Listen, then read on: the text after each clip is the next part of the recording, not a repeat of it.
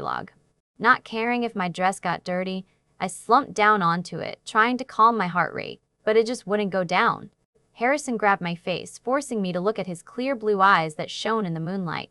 "Jesse, listen to me. Just forget it happened. Calm down." "You have to calm down," he murmured, rubbing his calloused thumb against my cheek. As I felt my heartbeat go down, my eyes began to see normally again. I smiled at Harrison as he blew out a sigh, wiping the sweat on his forehead. "Gosh, I felt so hoarse," I began, but then I felt a searing pain in the gut of my stomach. It caused me to fall to the ground on my back, and I began to convulse as I screamed. I shut my eyes, trying to get rid of the pain, only feeling the tears spill out of my eyes. To make matters worse, I heard the crackling of bones and the pain of my arm going in a painful angle. "Jesse?" Harrison yelled frantically, and I was surprised to hear his voice throughout my screams and the crackling of my bones. The darkness, Angel's POV. Oh, what a stupid little girl. I know her secret, and so does everyone else in her families and her so-called group of friends. But she doesn't. They think that, I don't know, but they are wrong. I learned so much of this. I grew up with it. I grew up to hate werewolves. They didn't even know I was at the wedding. They didn't know I was so close to them, mere feet away from that naive girl and her stupid boyfriend. Or should I say, mate. In fact, I played a big role in the wedding, and still, they didn't suspect me because I played innocent and clueless to all of this. I smiled wickedly in my dimly lit office, still in the fancy attire I wore at the special event. She got angry, and I wanted to see that the whole time I was here. The events of her growling and her eyes glowing and dilating replayed in my mind over and over again. That was all it took to confirm my thoughts about her. She was the one we had to kill, but let's tease her and warn her first. She acts like she isn't scared, but I know her well enough to know it's a lie.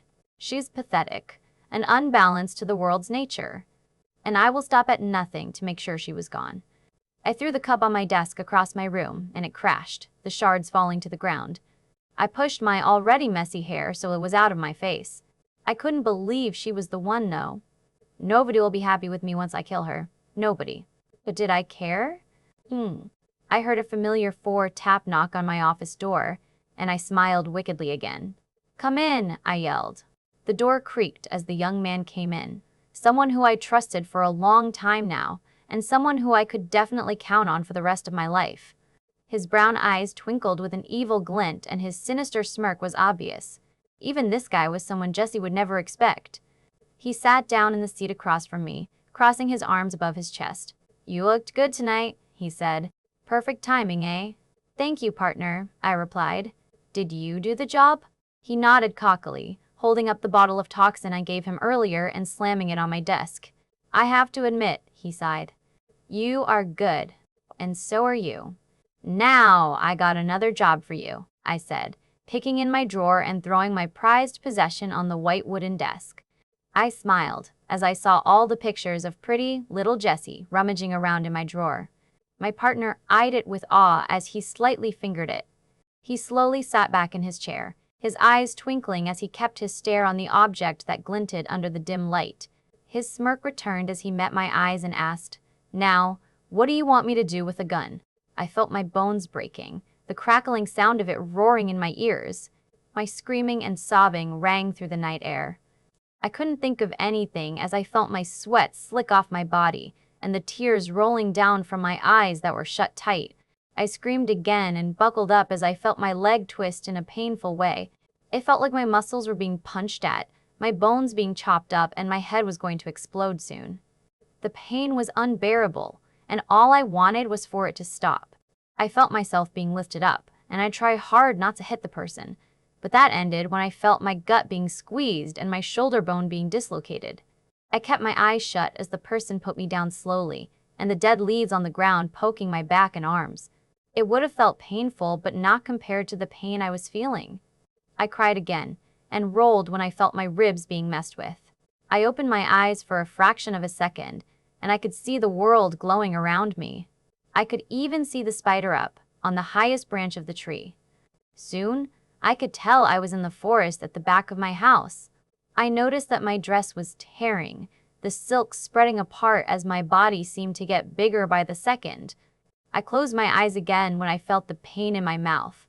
It was itchy, and I wailed in pain as I felt my jaw being pushed out and stretched. My teeth even felt like someone was trying to pull it out with pliers. 5 minutes later, I felt my body begin to calm down. In fact, I felt great. I felt better than I ever felt. I sighed, but it sounded different to my ears. It sounded more like a huff. My ears perked up and I thought that was strange. However, everything about this night seemed strange, so I quickly dismissed it and picked up my hand to wipe any sweat on my forehead. I stopped my hand in place to steady it. Or might I say paw? I was confused beyond anything anyone could explain. Looking everywhere, my eyes landed on the pink material on the ground. I could even see the dust on it, and tiny grains of dirt on my discarded, shredded dress. Even my shoes were shredded into pieces. Wait, I was in the forest at night. How could I see so clearly? Then, my eyes landed on a handsome boy with clear blue eyes who was coming towards me with caution. His blue eyes were in shock, and something else was written on his face. It was indecisive. It was in between understanding, and was that disgust? I heard my whines coming from my mouth, like a dog whines. Then I looked at the boy once again, and inside my head, all I heard was one word: mate. Harrison's POV. I watched painfully as Jessie began her change, her bones twisting in unimaginable and painful angles. I wished I could go up to her and hug her, but I had to let her do this on her own, like I had done. Trust me, every time I heard her whimper or cry, I flinched in my seat to get up, but forced myself to sit down. My eyes were tired and my hair was messy from my constant hand that was running through it. Every wolf had to do their first change on their own. It was the only way they could carry themselves for the rest of their lives. I wished that Angela had told her that this would be happening soon, that she would be turning into a werewolf just like us. I knew ever since that night her bedroom window got vandalized. Angela had promised me not to tell anyone about it. She explained that her family was a family of late bloomers. Even Andrew was a werewolf, but Angela had told me that he hated it. He hated that he had to feel pain every time. She told me he had a hard time and still has with this whole werewolf process. But what I didn't get was why Angela wasn't one. I tried to work the puzzle pieces, but I'm missing a whole bunch of pieces. My thoughts were snapped out of me as I heard one more guttural cry before it became silent. Then I knew one thing. She finally made it. Her body convulsed one more time before her fur came out and her bones changed into a werewolf form in a second flat. And there she stood, so heart-achingly beautiful that I cried. I cried because my mate had finally found herself. When I stood, I froze mid-stride towards her as I saw the confused look in her green eyes that shone when she saw her paw. But that's not what got me. Not only was she confused, but I was as well. No werewolf had white fur, nor did they have a perfect heart black-shaped marks on their forehead. They also didn't have teeth bigger than those on Jessie. And they certainly didn't have the same glow the moon emitted coming out from their fur. Then all my explanations of all my questions came hauntingly in my face. Jessie was a healer. I watched horrified as I took a couple of small steps towards Jessie, gulping in as I did so. I was so disgusted, trust me. I didn't believe the legends of one healer being left alive. No one did. They were the reasons why wolves were made, sacrificing their bodies to the full moon, and why my ancestor had lost his son. I was disgusted beyond belief. Scowling at Jessie felt wrong and right at the same time. Should I hate her for being what she is that she didn't even choose to be? Or love her always and not care what form she was in? Should I use my werewolf instincts to hate on healers? Or use my heart and learn? It wasn't her fault. I was so clueless. That was until she looked at me in the eyes and I saw her wolf-like grin. And then I made up my mind. I had to protect her and love her no matter what. It wasn't her fault after all. I, like everyone else, should learn to let go of the past and move on. Healers may be good to those werewolves around the world today. I smiled back at Jessie and took 3 big strides towards her. Lifting my hand, I pushed it into her plush and soft fur, relishing in how good it felt. I looked into those green eyes and said, "Hey, Els, you're beautiful, babe." Because it was true. She was beautiful. A beautiful disaster like the rest of us. I sat beside her and leaned my head against her tired body. Listening to her deep breathing, I knew she fell asleep from being so exhausted from the first couple of changes. Then I, too, was dragged into the darkness and pulled into a deep sleep. I felt my head hit the ground hard as my pillow ran away squealing. I opened my eyes quickly, rubbing the back of my head and groaning. Noticing I was still in the forest, the sun shining through the leaves of the trees, I looked around for Jessie. She should be in human form already. I got up, dusting the dirt from my messily tucked white polo. "Els," I yelled, looking around everywhere, landing on particularly nothing. "Over here," she shouted back, her hand waving behind a tree and her head sticking through. I smiled as I saw her sexy bedhead, even if it were covered in leaves. Her cheeks were flushed and her head had a smudge of dirt on it. I laughed at her cute appearance, but hey, I had to admit, she looked sexy. I began to walk over to her, but she picked up her hand and yelled, "Nuh-uh, stay where you are." "What? Why?" I asked, my voice showing hurt at her distance. I scrunched up my eyebrows and stuck my hands into my pockets. She stuck her head out again, her cheeks now flaming, before giving me a pointed look. "You know why," she said, pouting. "No, I don't," I said, confused, shaking my head and looking down. Was she scared that I might hate her for what she was? I didn't want her to think that. I opened my mouth to say something, but she interrupted. "Come out from behind the tree so we could talk." "You don't?" she asked while her eyebrow rose. She studied my expression as I nodded at her, taking one small step towards her. She hid behind the tree again before yelling, "Do not come closer." "I swear, Harrison Zachary White."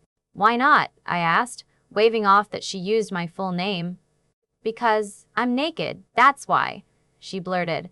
I froze as I was about to take another step, and blushed as all the dirty thoughts came into my head. Holy crap, my head was on her soft skin the whole night, and I didn't know about it? Call me perv, but come on, if you were a guy, you'd understand. She poked her head out again and looked down at the bulge that came back right when it went away just a minute ago. Trust me, waking up is the second hardest thing in the morning, if you know what I mean. You pervert," she said, blushing a deeper red. I just chuckled and let the awkward silence fill in. "Aren't you going to give me my dress?" "Nope," I said. "It tore when you, changed last night." "Ugh," she groaned, and I couldn't help another dirty thought as she grunted that word. "Here, use my shirt," I said, taking off my shirt and feeling eyes on my chest. I shivered at her gaze, even if this was probably like the 1,000th time she looked at my chest. It never got old for her, and her reaction never got old for me. I threw the shirt at her outstretched hand, and she caught it perfectly. She stuck her hand back behind the tree, and I heard her sigh as she put it on. I laughed when I heard her intake of my scent. She came back out shyly, and I couldn't help but look down at her long legs and curves that were seen in my baggy shirt. I was lucky that the white polo was a thick material, because if it was sheer and I saw every inch of her, I don't know what I would do. She stopped a few inches away from the tree before shifting her foot, as if she was self-conscious of her body. I couldn't help but lick my lips at her body. It didn't help with her bedhead hair. I groaned and said, "Why do you have to be so beautiful?" "What? No sexy?" "Yeah? No hot? Isn't that what guys say?" she asked while laughing shyly. "What? Heck no. When a guy says a girl is hot, he's only looking at her body. When a guy says a girl is pretty, he's only looking at her face. But when a guy says a girl is beautiful, he's looking at her heart and her looks. Trust me when I say that you're beautiful. You're the most beautiful girl I've ever seen." "And how many girls have you told that to?" she asked, laughing again. "About 30, but only once did I mean it," I replied, giving her a heated gaze as to tell her she was the one. I smiled softly at her and she did the same. She rolled her green eyes at me playfully before returning to comfortable silence.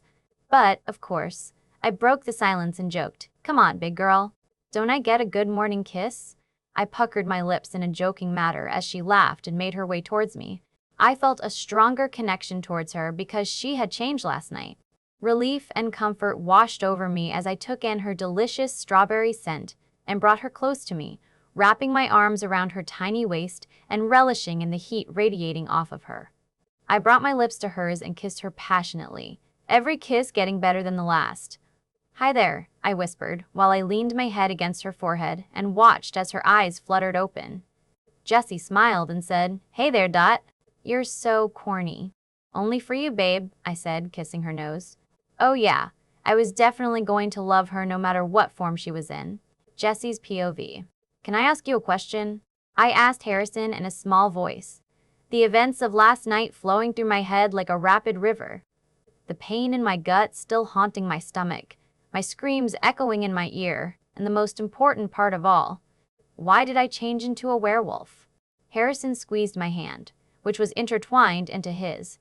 He was shirtless, and I tried my damn hardest to stop staring at his chest. He kissed my forehead comfortingly and sighed. Sure. I'm pretty sure you have plenty of questions after what happened last night." I nodded and scratched the back of my head, my coarse hair running through my fingers. For some reason, the sliver of light that was able to make its way into the dense forest seemed so much brighter. I could practically see the dust particles floating around. My sense of smell was inevitable as well. I could smell Aunt Kara's famous caramel nut pancakes in the air, even if my house was nowhere to be seen yet.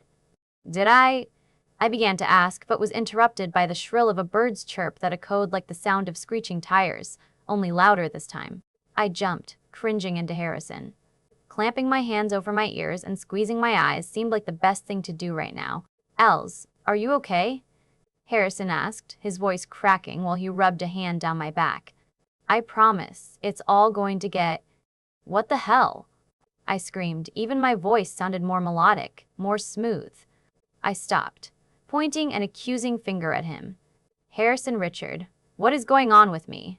He raised his hands up in the air and scoffed. "Richard isn't my middle name. I don't even have a middle name." "Stop changing the subject and tell me what the hell is going on with me," I said, crossing my arms above my chest. Harrison sighed once more, running his hands through his messy hair. "Look, okay, it's not my place to tell you what's going on. It really is not. But what I'll you is that your mom is hiding things from you that you have the right to know. Are you going to tell me what is going on, or no?" "Yeah," I said, seething. It was to the point that I grinded my teeth together. That was the line. It was a mere sign that I was pissed off and nobody liked to be near me at my breaking point. "Can you just wait, babe?" Harrison pleaded, grabbing my elbow. I threw his arm away, shocked at my newfound strength. I could feel the tears bridging at the corners of my eyes, and my lip began to quiver. Harrison noticed. His shoulders slumped and he sighed. "It's just about 2 more minutes and I promise you won't be in the dark. You just don't get it." Yeah. Why the hell was I feeling so emotional lately? I felt like an old, grumpy woman on the pre-menstrual cycle. But on rewind, I wiped away a stray tear. Gosh, I feel so in the dark on what's happening to me. Do you have any clue on how I feel about not knowing if I'm dying or something? "Gosh, Els, you aren't dying," he simply said, annoyance laced in his voice. He ran a hand down his face. "It's killing me, not telling you. Trust me." "Fine then," I sniffed. Then I started to walk away, ignoring his constant calling and the way he was walking literally on my heels. When I reached the back door of my house, the strong smell of pancakes whiffed into my nose and my stomach growled. It was as if I haven't eaten in a year. The sound of footsteps coming down the stairs echoed louder than usual. "Dan," Mom's sweet voice said, but was cut off with the moaning and grunting of pain. "Mom?" I yelled in concern, racing towards the stairs and finding her. She was in her nightdress, which was unusual for her since it was already 12 in the afternoon. Her pretty face was contorted and slicked with sweat. She had a tumbleweed on her head. Her slender fingers grasped the staircase rail, and her other hand clutched her stomach as she was in mid-step. I ran up to her, rubbing her shoulder and helping her get down the stairs as Harrison followed suit. We lead her to the couch, and she sighed, slowly getting onto the couch. "Mom," I whispered, my voice scrunched up. "What's wrong?" "Oh, it's nothing. Just food poisoning," she said, waving it off. "Mom, none of us got food poisoning but you?" I questioned. "It's not right. Baby, I just ate some bad sushi after the party was over." "It was my fault," she answered with a sigh. Do you want me to get anything, Angela? Harrison offered, patting my mother's hand. Oh no, it's all right. I just hope you didn't tell her yet. Nope. Kept your promise? What is it? I almost yelled if it weren't for my mother being sick. I sat on the couch opposite of her and looked into her eyes. Baby, I know you know of things called werewolves, my mother said. And I'm here to tell you that. How would I say it? I guess there is no easy way. My family, the Rhodes, are the strongest line of werewolves out there. We are the biggest pack in the whole entire nation. So that means we come from a long line of werewolves. Strong werewolves. We were second to the healers. Therefore, every alpha, beta, and regular werewolves must bow down to our throne. But let's not be vain. We are friends. We respect each other, she finished, adding air quotations at needed places. She chuckled nervously at my pale expression. Harrison stood back, not interrupting the talk my mother had just given me. So, that means you're a werewolf. Yeah. Andrew is too. And now you're saying that I'm one? I paused, my hands shaking. I started to laugh awkwardly. This must be one sick dream. It isn't. In fact, I never thought you were going to change. You were such a late bloomer, baby. Sometimes, the lucky Rhodes never become a werewolf. I was hoping you'd be one of them and live a normal life. Mom frowned slightly. And you hid this from me for my whole entire life? I said, my voice raising up. Understand, baby, it's prohibited for us to actually acknowledge you about the existence of werewolves until you encounter one or until you become one. Harrison cleared his throat and began awkwardly. Angela, she's the one. My mother sat up in her chair abrupt, her eyes going wide. No, she whispered. Mom, what's going on? I said slowly, afraid of what is going to happen next. Baby, go on into your room. I have to call your grandfather, Mom said, bringing a shaking hand toward her mouth in shock. Mom, I'm not going anywhere until you tell me what the hell is going on. Oh, you're finally home, Andrew's voice rang out. He noticed my appearance and a scowl formed on his face at the sight of me wearing Harrison's shirt and Harrison being shirtless. Let me tell you, it wasn't a good sight. What the fuck? Did you touch my sister? Bro, didn't I warn you? He began walking towards Harrison while Harrison stood up straighter, his eyes still fixated on me. Tears streamed down my face as I watched the events unfold in front of me. Why is she crying? Andrew said, his nose already touching Harrison's own. He pointed to me and said, Did you get her pregnant? How many times do I have to remind you kids there is such a thing as birth control and condoms? I'm too young to become an uncle. When Harrison was about to protest and my brother pulled his fist back, I slowly said, You guys lied to me? All my life I've been lied to? It's been a big joke? I was in the dark this whole time. Just a mere third party? You never felt the reason to tell me about the road secret? I sniffed and began running up the stairs, ignoring the calling of my mom, the shocked look of Andrew, and Harrison's chase after me. Before Harrison reached the top of the stairs, I shut my bedroom door closed and leaned against it, sliding down toward the cold floor. My whole world swayed around me. Do you know how it feels to be in the dark? A secret hidden to you because you weren't one of them? Especially if it were your family? I couldn't suppress the shock I was going through. Just when I wiped the cloud of tears away and began to ignore the banging on my door from Harrison, a glint under my table lamp caught my eye. I stood up slowly, walking cautiously toward a plate on my desk. As I neared it, I saw a dark brown bottle on a single porcelain plate that came from my brother's party. And written on the plate in dark red ink that was recognizable and a hazard from 10,000 miles away was, See how easy it was to get to your loved ones? Careful what you eat, darling. You're just lucky your mom's a werewolf and can handle the poison put in her food. TSB. And that was my breaking point. With a grunt, I grabbed the plate and threw it across my room with strength I never knew I had. I watched as the porcelain plate shattered, the pieces falling to ground like my life was. All of a sudden, I heard the breaking of my locked handle, Harrison's figure appearing at the frame of my door. He stood for a second, taking in his bearings. Then, his eyes met mine. It was full of despair and worry. He was scared that something happened to me. I felt the tears rolling down my cheek while my stomach churned with disgust and fear. But What I couldn't decipher was the newfound courage I had. The bravery I had before wasn't as effective as it is now. I guess it was a wolf thing. I stood still, my hands in fists at my side. My teeth were clenched, and once again, a small growl escaped. I could feel my vision getting blurry, to a higher contrast, then back to normal again. "Els?" Harrison asked with caution, taking few small steps towards me. "Why did you just throw the plate?" I said nothing, just watched as he neared me. And when he had enough of his cautious approach, he took 3 long strides and threw his arms around my small body. I put my face in the crook of his neck, breathing in my mate's scent. Like what I wanted, I found comfort. Because he was not wearing a shirt yet, I felt his muscles through the white thin material of Harrison's shirt that I wore. "What is happening?" I asked, my voice cracking. "Look, I promise that I will tell you everything, and you will promise to tell me everything once you take a bath, okay?" he said sincerely. He leaned his forehead against mine, boring his green eyes into my own. "Please, for me," he said through our link. Groaned. "Can't you just tell me first? Showers can wait later." "Nope," he said, flicking my nose. He pulled away from me, scrunching his nose up. "Besides, you stink." I smiled and let out my extraordinary laugh. I could not believe that he could make a joke after everything that happened today, and it was only morning. Harrison joined in my laugh and kissed my temple. "You know, you're such an idiot sometimes," I replied. "And you're an idiot all the time." I scoffed and punched his abs light, afraid of the strength that I have been given. "You're mean. And go put a shirt, before you kill my eyesight." "What?" "This," Harrison said and gestured to his body. "This is sexy."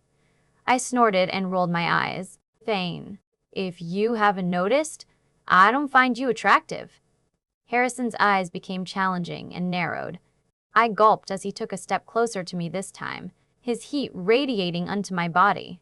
He slipped his hands around my waist and rubbed his hands up and down in circular motions before resting them at the small of my back. He pulled me into him until his muscles pressed against my body. Keep in mind, I was wearing nothing but this shirt. I mean, literally nothing but the shirt. He bent his head down and pressed his lips lightly at the dip in between my collarbone, making me shiver. Goosebumps made their way onto my skin. He left a hot trail of light kisses until he met the crescent moon mark, the mark he made, and that is when I thought my knees would go weak. I moaned softly, leaning my head for him to gain better access. I felt his lips stretch into a smile before he kissed it again, making me moan louder this time. His nose trailed up my neck until his lips reached my ear. He whispered, "Babe, I think you're sexy, especially in what you're wearing. It's only fair if I made you believe I'm attractive too." Then he laughed as I slapped his shoulder, going red all over. "You are the worst boyfriend ever," I said, stalking off to the bathroom and lowering my head in embarrassment. "So, tell me first, why you threw the plate?" Harrison asked, stroking my hair. "We were cuddling, I guess you could put it, on my bed after we both had taken separate showers. We were fully dressed appropriately, thank God. I was lucky to find some of the clothes my brother doesn't use for Harrison to wear, instead of him going back and forth." I sighed, looking at the now clean floor. Thanks to Aunt Kara. She hasn't bothered me today yet because she knew I was in a bad mood. However, she did give me a lecture. "Your mama's only doing what's best for you, and God only knows how rude you were to your mama," she said in her southern accent. I played with Harrison's fingers before finally answering. The darkness angel decided to make a visit.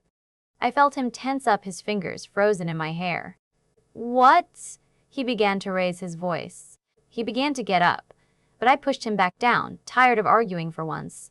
"Harrison, calm down, please." "No!" "I will not.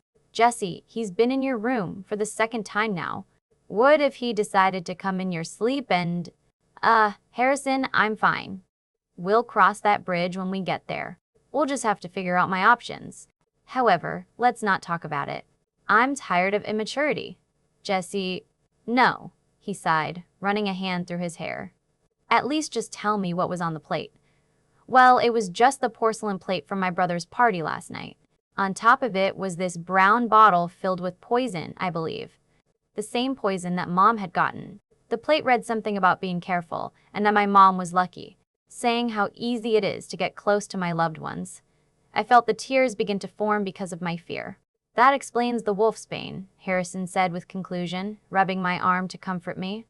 What? I found this, he said, pulling out the brown bottle from his pocket. He opened the cap and my nose scrunched up. Stinks, don't it? I nodded my head and pushed the bottle away. In fact, it felt like my nose was burning now. Harrison put the cap back on. It's wolfsbane. They put it in your mom's food last night to poison her. Wolfsbane is a werewolf's weakness, like kryptonite, to Superman. If you consume it, or had physical contact to it, it will cause a reaction that may or may not be deadly to wolves. It wasn't deadly, then you get ill, in this case, your mom. So, my mom's a werewolf? I asked hesitantly. Yes. In addition, so is your brother. Your family is quite interesting. Yes, your mom was right. The roads are the highest form of werewolves you could find. In fact, higher than the experts. You remember, the council my dad is in. Only reason why the roads are not in it is because they have no reason to be. We bow down to whichever roads, human or not. When I heard your middle name, I was going crazy, not wanting to believe you were one of the highest castes. Why am I different? I asked, my voice small as I remembered the look on my mom's face. Why did you say, it's her? Harrison ran a hand through his hair, sighing again. You're a healer. My mouth dropped open and I stuttered the next part. What? What? I thought you said healers didn't exist. Don't you hate me? I began to panic and get off him, but he chuckled and pushed me back down. Phil, I was confused myself. I would never hate you. I asked your mom while you were in the shower. It happens to be the road's secret. It is the very reason why you people are now number 1 instead of second to the healers. Because you people are the healers. The roads are interesting. It happened to be that a female healer had survived, mated with a human, and the 4 offsprings were half human and half healer. Therefore, the lines carried after that could only skip a generation before the next batch of healers were born. That means your grandfather is a healer, but your mom is not because it had skipped her generation, making you and your brother the next healers. However, your brother was born a regular werewolf because Mother Nature decided it, I guess. I couldn't contain my shock. My mouth flew open and I had nothing to say. I was speechless and amazed at the information Harrison had given me, but it seemed insufficient. It wasn't enough. I'm not werewolf material. I'm not healer material. Isn't healer supposed to be the bad of everyone? Or is it good? Healers were supposed to heal, right? I don't know anything. That's why you just gotta take it slow and get your lazy ass up. We start training tomorrow, Harrison said, ignoring my protest. I crouched down, my fingertips touching the ground near my feet. My flyaway hairs patted down onto my forehead with sweat. My purple tank top was drenched in sweat, making me scrunch my nose up in disgust of the horrible smell emitting from me. Go! Harrison yelled as I heard the beep of his timer. Just like that, I flew from my position, running where Harrison had told me to run. I felt the cold breeze hit my face, my bare arms and legs, causing goosebumps to form. I ran flawlessly, turning to dodge the trees in the forest while I heard the crunching of leaves beneath my Nike sneakers. My running ability was much better now. I couldn't even run before, but now I was running like Flash. Prior to my new abilities, 1 mile was enough for me, and now I was running a total of 10 miles. My eyesight zoomed up on things that were in the way, telling me to dodge them.